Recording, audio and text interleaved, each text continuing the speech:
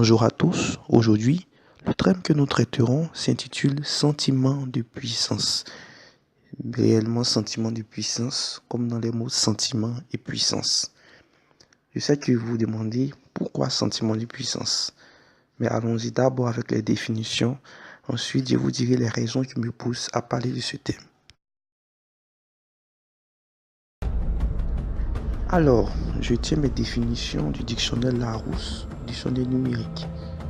Sentiment, de toutes les définitions que nous avons, celle qui m'intéresse est la suivante.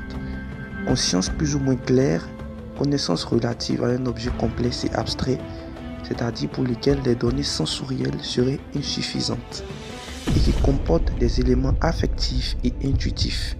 Je vais vous dire par cette définition que j'appelle sentiment ce qui s'oppose au raisonnement. C'est une connaissance intuitive, c'est une impression, c'est un pressentiment. Puissance, nous le définirons tout simplement par l'énergie qui donne la capacité d'agir, de réaliser des choses. Alors pourquoi les sentiments?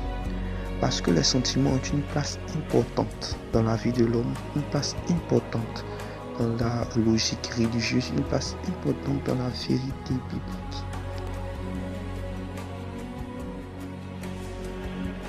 En communication, on dit que la plus grande partie de la communication est non verbale. Je m'explique. Quelqu'un peut vouloir vous tromper par ses paroles, mais si vous êtes attentif, ces sentiments le trahiront.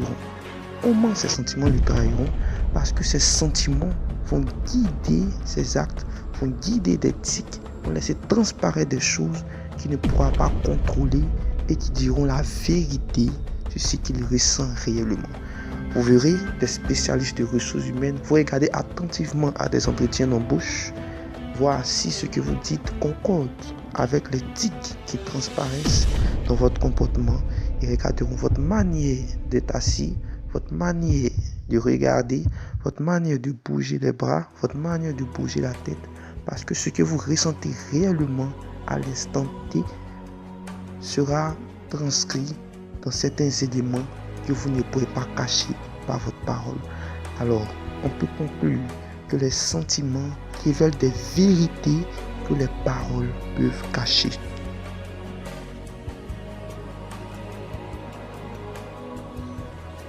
On comprend alors pourquoi le psalmiste dit dans Psaume 19, verset 14, « Reçois favorablement les paroles de ma bouche et les sentiments de mon cœur. » Elihu, un ami de Job, dira aussi dans Job 36, verset 4, « Sois-en sûr, les discours ne sont pas des mensonges, mes sentiments devant toi sont sincères. » Ce que je veux faire comprendre, c'est que l'élément qui transmet de manière efficace et fiable la vérité du cœur d'un homme, ce sont ses sentiments. C'est-à-dire que ce qui retransmet la volonté réelle de quelqu'un, ce sont ses sentiments.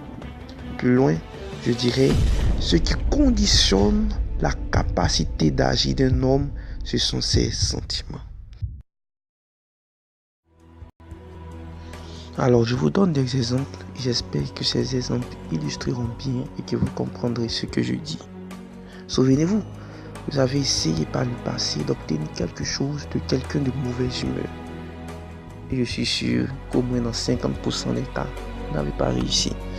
Par contre, vous avez pu obtenir des choses facilement de personnes de bonne humeur. Je vais vous faire remarquer que les sentiments qui prévalent à un moment influencent la capacité d'accepter ou de refuser de quelqu'un. La capacité de dire non, la volonté de dire non ou pas. Prenons un autre exemple, celui des sports. Je dirais les sports individuels. On va se focaliser dessus. Vous avez dû regarder un match ou une rencontre entre un champion et quelqu'un de moins fort, et ce jour le champion a perdu. Et l'on a dit que le champion n'était pas inspiré, que le champion n'était pas dans son assiette ou toute autre expression de ce genre. Ce que je veux vous faire comprendre, c'est que les sentiments peuvent aussi influencer la capacité physique de quelqu'un, la capacité à avoir de bons réflexes ou pas, la capacité d'analyse ou pas. Alors, on dira que les sentiments peuvent influencer les capacités, les habiletés d'un homme. Savez-vous que la motivation est la plus grande puissance que quelqu'un puisse avoir? Vous verrez des employés réaliser des choses au-delà de ce qui est possible, ce qui est attendu, parce que ces personnes sont motivées et sont enthousiastes, alors que des personnes démotivées seront incapables de faire même le minimum. Vous pouvez voir là que les sentiments qui se déroulent à l'intérieur d'un homme peuvent le rendre très fort, peuvent le rendre extraordinaire, comme peuvent le limiter.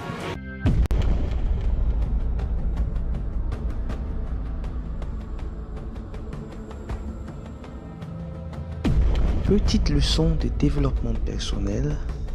Si vous pouvez contrôler vos sentiments à chaque moment de votre vie, vous pouvez contrôler votre capacité d'agir et réussir à des endroits où vous auriez pu échouer. Par exemple, apprenez à chasser la peur. Par exemple, apprenez à créer de l'exaltation ou de l'enthousiasme devant un défi. Essayez et vous m'en direz des nouvelles.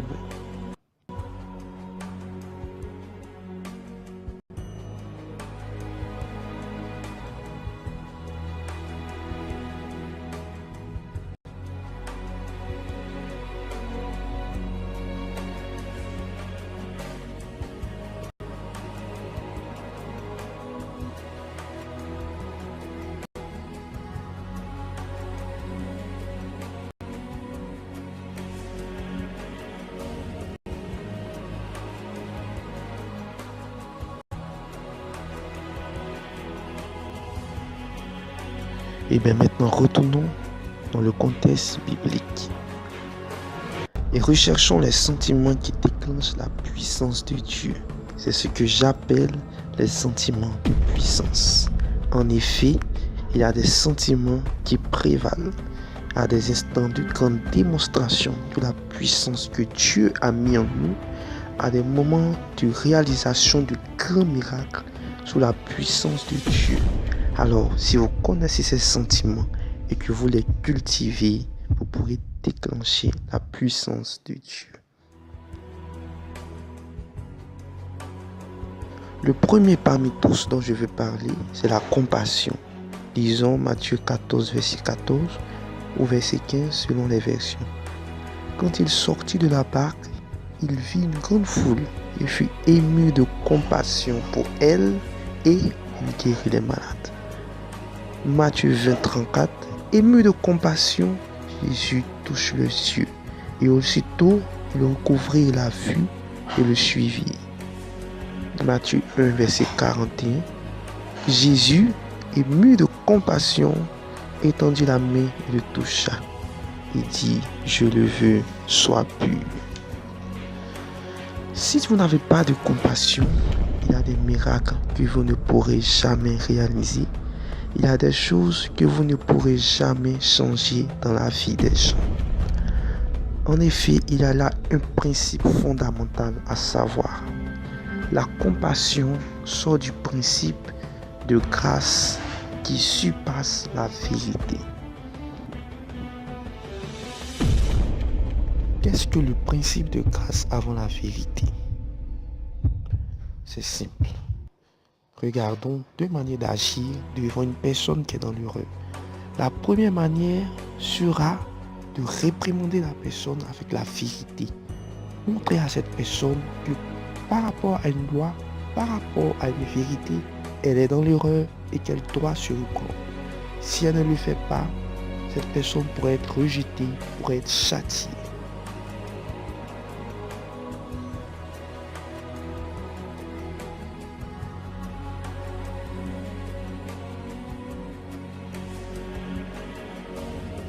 La deuxième attitude, c'est de ne pas condamner d'abord, mais c'est de montrer d'abord de l'amour, le pardon, l'acceptation avant la réprimande. Dans Romains 5, verset 8, il est écrit que c'est lorsque nous étions dans le monde que Dieu nous a aimés. Il ne nous a pas aimés lorsque nous nous sommes convertis, Mais c'est lorsque nous étions dans l'erreur qu'il a d'abord manifesté son amour, qu'il nous a acceptés comme nous sommes, avant de nous apporter la vérité après la conversion. Suivez l'histoire de la femme adultère. C'est une femme qui a été surprise en délit d'adultère, et dans le temps, en Israël, une telle femme devait être lapidée. Jésus a eu de la compassion pour cette femme. Il n'a pas apporté la vérité de réprimande, mais il a d'abord apporté l'amour. Il a d'abord apporté le pardon. Il a accepté cette femme telle qu'elle est, en disant à ses détracteurs que celui qui n'a jamais péché lance la première pierre. C'est après avoir accepté cette femme, après avoir montré aux yeux de tous qu'elle n'était pas le diable, qu'il fallait la comprendre, qu'il fallait l'accepter d'abord. C'est à ce moment qu'il lui a donné la vérité en lui disant « Va et ne pêche plus ». La vérité, en réalité, vient après. En seconde position, c'est la grâce qui vient d'abord. C'est le pardon qui vient d'abord. Ainsi, si vous êtes capable d'accepter autrui, d'accepter le pécheur, d'accepter la personne en détresse, comme elle est, de lui montrer de l'amour sans condition, de lui pardonner ses péchés, alors vous pourrez manifester un grand miracle, après quoi suivra la vérité et la conversion.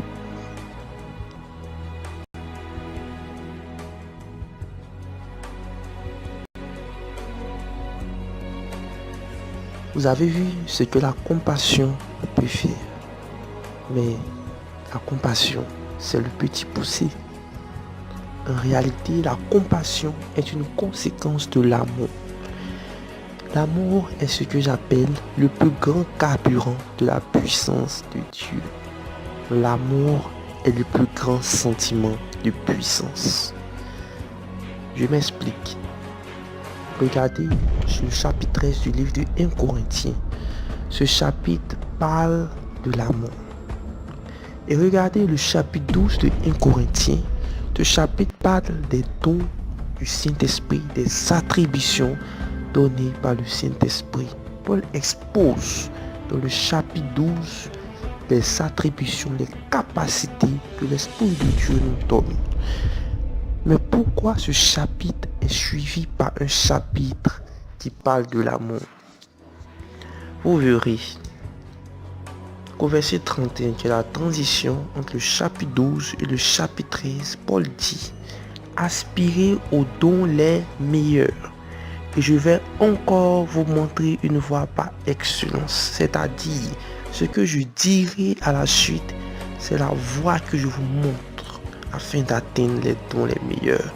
Comprenez que l'amour est la puissance la plus grande, est la plus grande voie pour manifester la puissance de Dieu.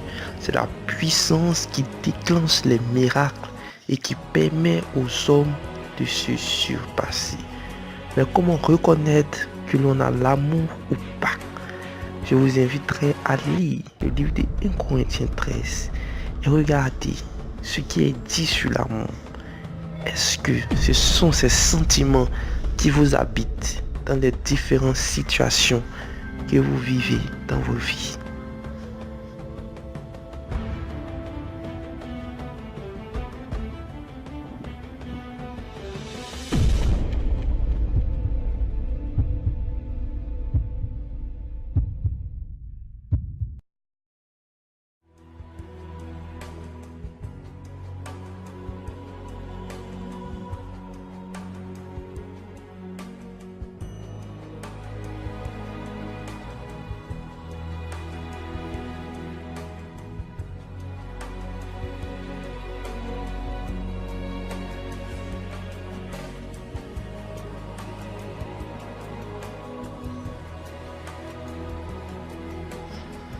Il y a beaucoup de choses à dire, mais je vais m'arrêter là.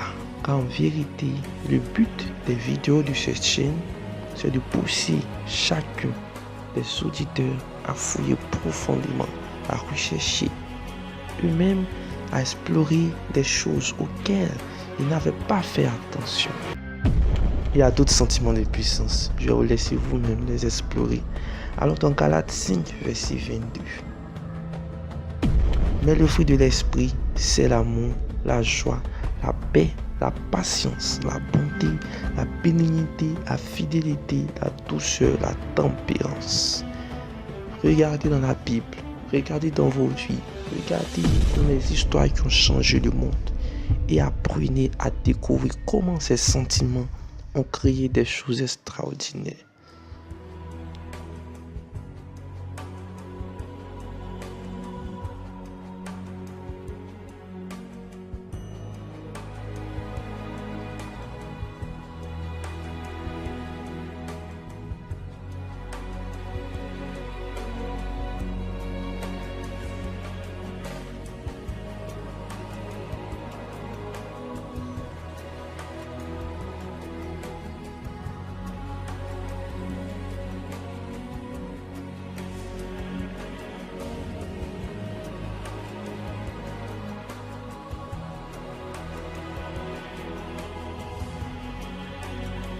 Nous allons conclure.